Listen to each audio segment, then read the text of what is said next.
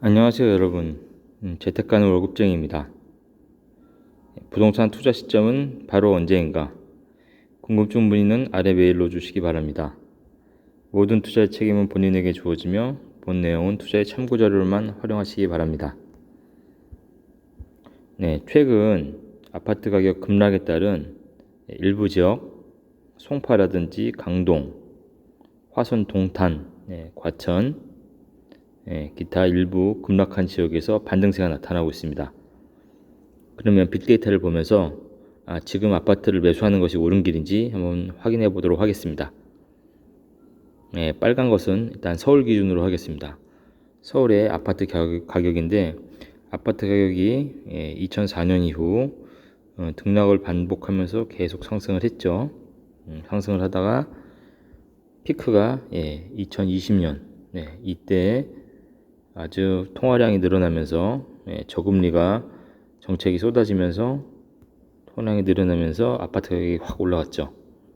이렇게 M1 나누기 M2 통화량이 이렇게 증가하면서 아파트 가격이 확 올라갔습니다. 그렇죠? 그러면서 금리가 올라가니까 통화량이 다시 초록색 줄어들었죠. 그러면서 아파트 값이 다시 줄어들었습니다. 따라서 먼저 통화량이 줄어들고 그 다음에 빨간색 아파트 가격이 줄어들어야 되죠. 그런데 지금 보면 금리가 올라가서 지금 정체되어 있기 때문에 또 이때 지금 대출이라든지 특례 보금자리론 대출 정책이라든지 완화 정책이 쏟아지면서 아파트 값이 살짝 반등을 했어요. 그러면서 통화량도 지금 떨어지다가 정체를 했고요. 하지만 이거는 지금 일시적인 거죠. 특례 보금자리론 예산을 다 소비를 하게 되면 아마 또 통화량이 또 줄어들 겁니다. 또 줄어들고 금리는 일단 3.5%가 유지가 되겠죠. 그럼 아파트 가격수는 다시 떨어질 것이라고 예측이 됩니다. 6, 7, 8, 9, 10, 11 후반기를 좀 보도록 하겠습니다. 그리고 주택 구입 부담 지수 같은 경우도 보면은 지금 214에서 약 190 정도까지 지금 떨어졌죠. 떨어졌지만 지금 상태에서 보면 아파트 값이 지금 파란색 떨어졌기 때문에 주택 구입 부담 지수가 떨어진 거고 대신에 금리가 많이 올라서 생각했던 것만큼 주택 구입 부담 지수가 더 많이 떨어지진 못했어요. 금리가 올라갔기 때문에. 그래서 지금 이상적인 주택 구입 부담 지수는 과거 평균을 보면 약 한 120에서 40, 50 정도 사이에 있는 이 정도 선이라고 예상이 됩니다. 이걸 추세선으로 그어보면 아마 이 정도 지금의 경제 규모를 생각했을 때는 약 한 140 정도 선이 적정하지 않을까. 그럼 지금 190이기 때문에 190에서 140까지 주택 구입 부담 지수가 떨어지려면 약 적어도 한 25%는 더 떨어질 수 있는 여력이 있다. 그렇게 보시면 될 것 같습니다. 그리고 소득 대비 아파트 가격 PIR 같은 경우도 지금 과거의 추세선을 보면 미니였을 때가 이 정도 선이고 평균선을 보면은 한 요 정도 선이 되고 맥스였을 때가 뭐 한 이 정도 선으로 가는 거죠. 지금 PIR은 어느 정도 평균값을 향해서 와 있는데 이게 지금 경제가 안 좋기 때문에 요 민값까지 더 떨어질 여력이 크다. 그렇기 때문에 적어도 한 15% 정도가 더 떨어질 수 있다. PIR 기준으로 봤을 때도. 그리고 미분양 주택은 지금 2천에서 1000으로 일시적으로 떨어졌는데요. 이것은 주택을 지금 분양을 하지 않고 있고 일시적으로 서울에 있는 미분양 주택을 정부에서 일부 좀 해소를 좀 해주고 그리고 또 완화 정책이 대출 완화 정책이 나오면서 일시적으로 소진이 됐는데 앞으로 추세적으로 데이터를 좀 봐야 되겠다. 그게 판단이 됩니다.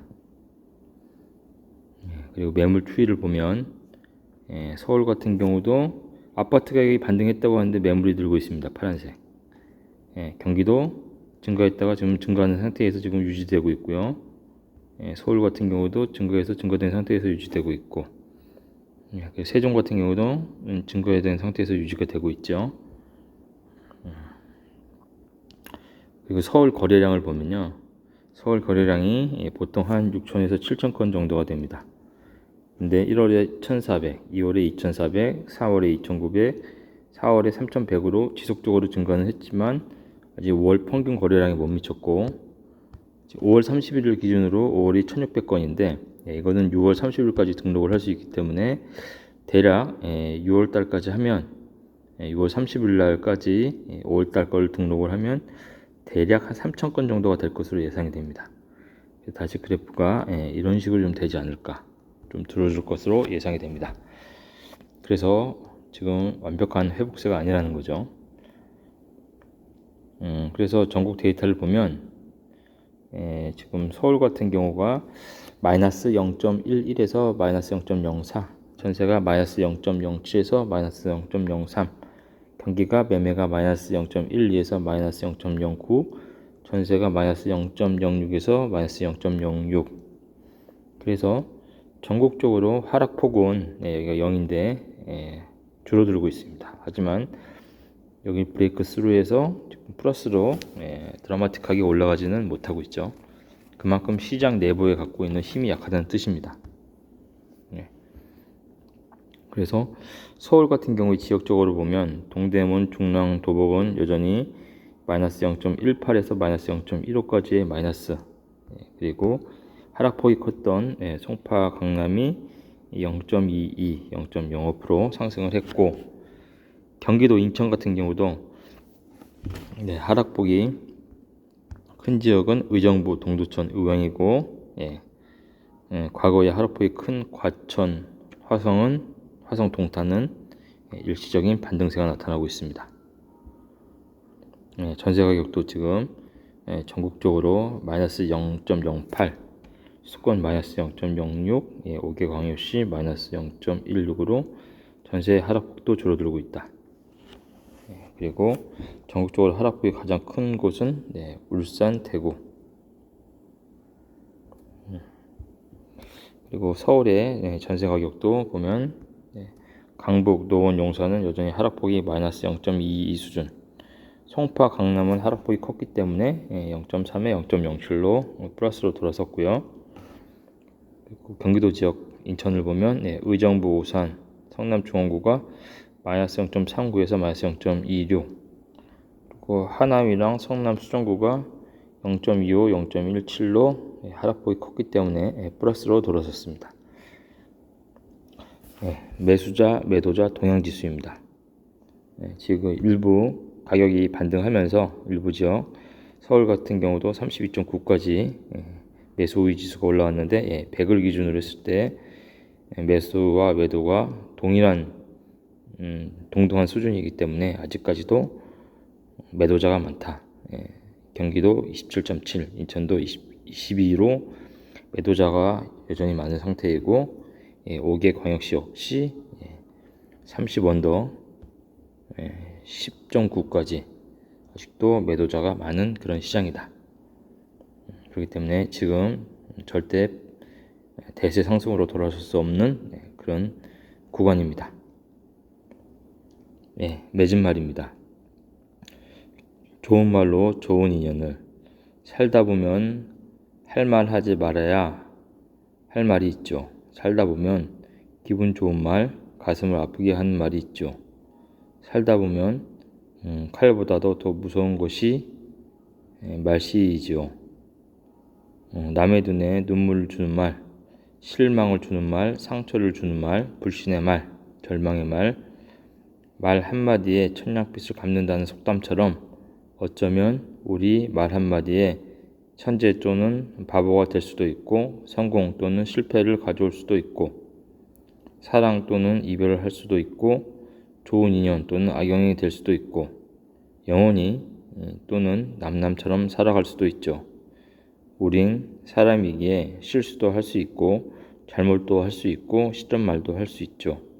그러나 인간은 생각하는 동물로 이성이 있기에 언제든지 마음만 먹으면 자신을 다스릴 수 있기에 어려워도 화가 치밀어도 한번 말하기 전에 조금만 참고 차분한 마음으로 그 사람이 왜 그랬을까를 생각하고 나 자신이 소중한 것처럼 그 사람도 소중히 생각한다면 극단적인 말귀에 거슬리는 말보다는 곱고 고운 말, 아름다운 말, 희망을 심어주는 말을 하지 않을까요?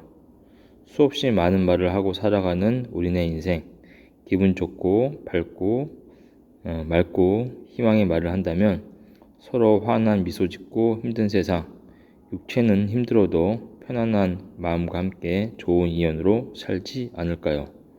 오늘도 도움이 되셨다면 구독과 좋아요 부탁드립니다. 감사합니다.